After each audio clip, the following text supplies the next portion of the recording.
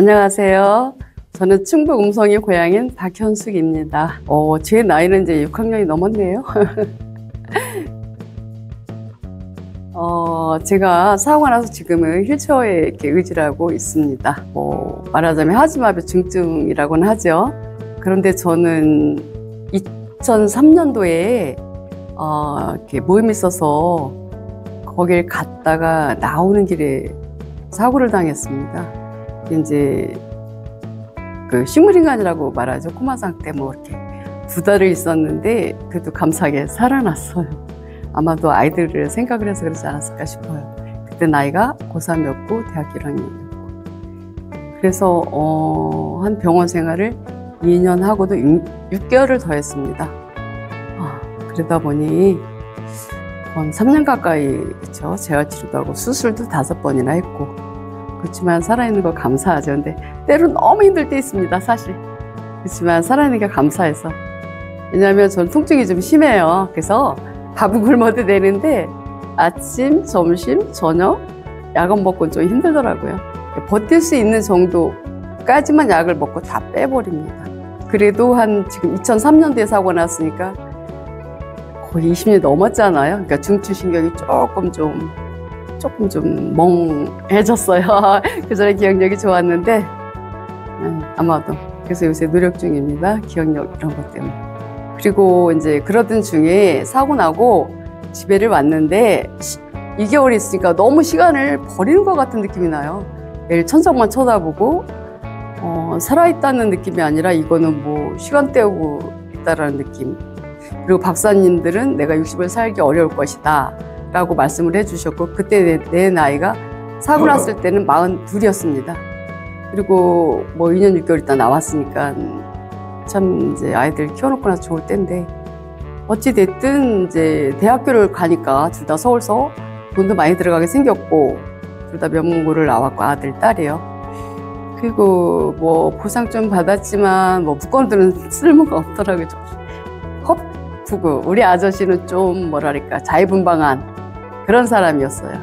굉장히 노는 거 좋아하고 친구 좋아하고 뭐 그래서 이거 안 되겠다 싶어서 제가 사고 나기 전에 미용을 했었는데 다시 미용 일을 해보아야겠다라고 마음을 먹었는데 다 반대했죠. 그러다가 이제 아무래도 난 뭔가를 해야 되겠다. 이건 아니다. 내가 2달씩 누워서 집에서 뭐 하는 것인가. 그리고 또 대인기부증이 생겨서 옛날 사람들 보면 마당에서 단득인데 바람 좀 쐬야지 했다가 저 멀리서 아는 사람이면 제가 밖을 뒤로 막 밀고 있더라고요. 그래서 이거 뭐 아니다 이거는 안전세가 떼봤지만 아이들 때문에 그럴 수는 없고 그러던 중에 이제 뭔가를 해야 되겠다라고 생각을 해서 혼자 재활병원을 입원을 했어요. 다 반대라니까. 그래서 혼자 2개월을 버텨냈습니다. 그러니까 이제 가족들은 간병인이 있어야 되지 않느냐. 내가 필요하면 거기서 부르겠다. 근데 정말 뭐 혼자 힘든 일 많았죠. 그래서 2개월을 버티고 나니까 자신감이 생기더라고요. 그리고 나서 정말 미용실을 얻어서 개업을 했습니다. 미용사 3명을 얻었는데 구했는데 한 사람은 안 나오고 둘만 있는데 아는 언니들이나 뭐 동생들 오고 아는 분들이 와주시고 하는데 제 시야로 볼 때 머리가 너무 안 이어요. 돈 받기가 죄송스럽더라고요. 그래서 어깨 좀 잡아 하고 이제 가위 들고 미용실에 쓰는 도구들 들기 시작하면서부터 일은 시작됐죠. 손님들은 많아서 줄을 서고 그래서 이제 안전벨트를 한다든지 휠체어를 그리고 일을 하다가 너무 그 가게 좀 작았습니다. 그리고 또 몸도 아파서 가르치던 아이한테 넘기고 3개월 쉬었다 큰 가게가 나와서 옮겼습니다. 왜냐하면 휠체어가 돌아다녀야 되니까. 미용을 이제 시작하면서 아들이 이제 군대 갔다 오고 대학교 3학년까지 다녔는데 자기 서울 안에 있는 우리나라 소위 말하는 거기를 못 들어갔다. 서울 안에 있는 대학은 다니지만 다시 편입을 한다는 거예요. 그래서 원래 고등학교 때부터 유학을 가고 싶어 했어요. 그래서 그러면 아들하고 짰죠. 너 유학을 가라. 가족 계획 하자. 엄마가 미룰게. 대신 너도 가서 알바도 하고 노력을 해라. 하고 가족 계획 넷이서 했어요. 그래서 결국 아들은 결론이 이제 짠 것처럼 유학을 가게 됐습니다. 목적지는 미국은 너무 비싸고 뭐 영국은 또 뭐 알바하기 힘들어서 호주를 정해서 아들은 다시 유학을 떠났는데 그 아이도 망설였죠. 왜? 딜레이가 뒤로 5년이 되니까 자기 친구들보다.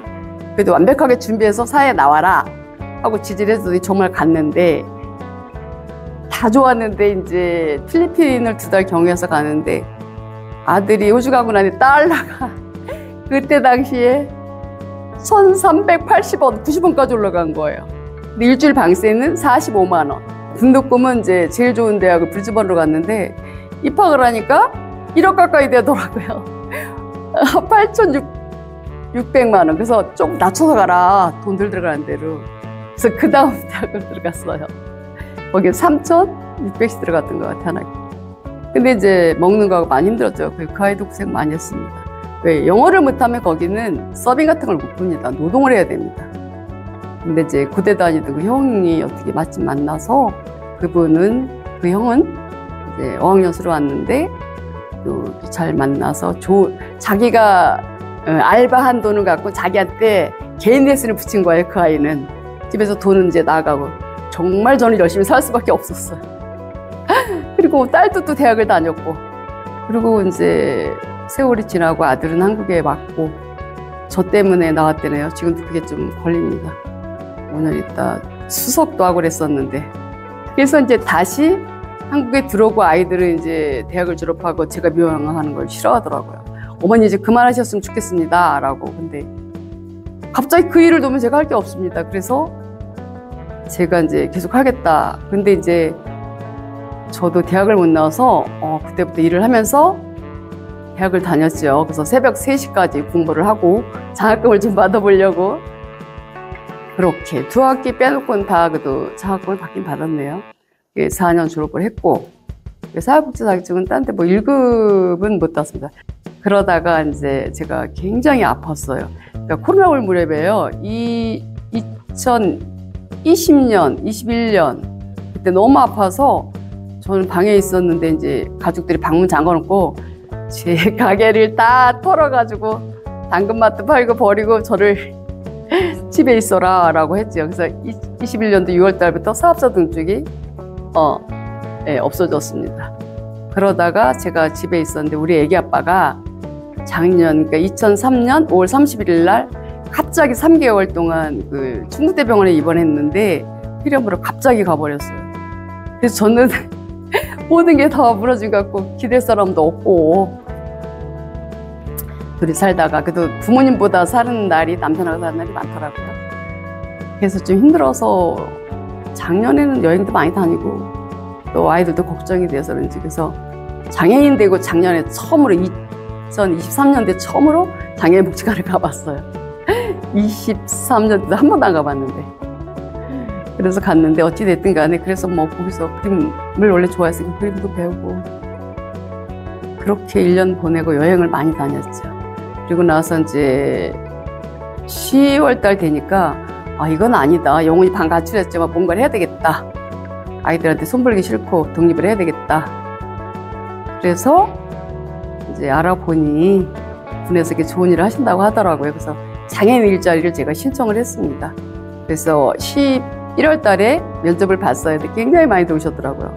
17분 뽑는다는데 한 100명 가까이 오신 것 같아요. 감사하게 뽑아주셔서 제가 한빛복지관에 이렇게 가기로 이렇게 그 계약서를 쓰게 됐습니다. 군수님과. 그래서 이제 1월 1일부터 출근이 돼. 1월 1일이 휴일이었으니까 1월 1일부터 출근을 했어요.